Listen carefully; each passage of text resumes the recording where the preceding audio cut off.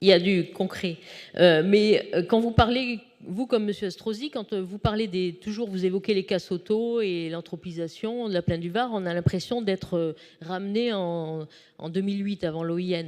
Il y a eu autre chose, bien autre chose depuis que des casses auto et des concessionnaires automobiles. Alors en fait, on en est aujourd'hui, quels sont les chiffres? Il y a 18 millions qui sont prévus pour la politique agricole sur la totalité du mandat. Ce n'était déjà pas ambitieux, donc pas une priorité pour la métropole.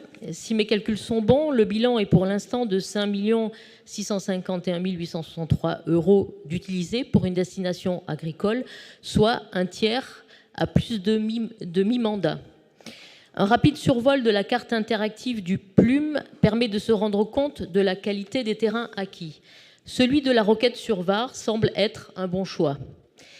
Il est décevant de voir plus au sud, sur la commune de Nice, que les plus beaux terrains, comme les 20 hectares prévus pour la ZAC Lingostière, échappent à une vocation agricole. Et là, ce ne sont pas des casses automobiles. Il faut cependant reconnaître qu'après un pitoyable départ par l'acquisition pour une zone test agricole d'un terrain pollué, vous avez finalement rectifié le tir en abandonnant ce site pour un autre plus acceptable.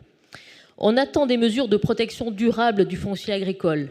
Avancer vite, par exemple, pour mettre en place des zones agricoles protégées sur des terres de bonne qualité agraire. J'insiste, sur des terres de bonne qualité agraire.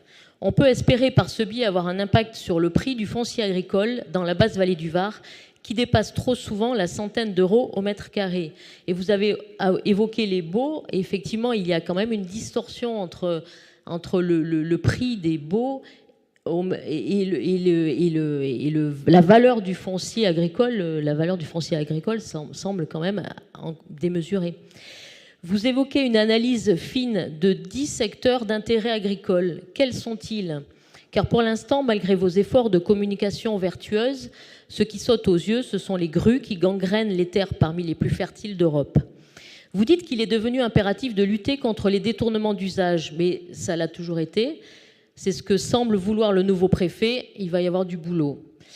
Vous avez du reste maintenu dans le Plume du zonage agricole sur des parcelles construites ou bitumées.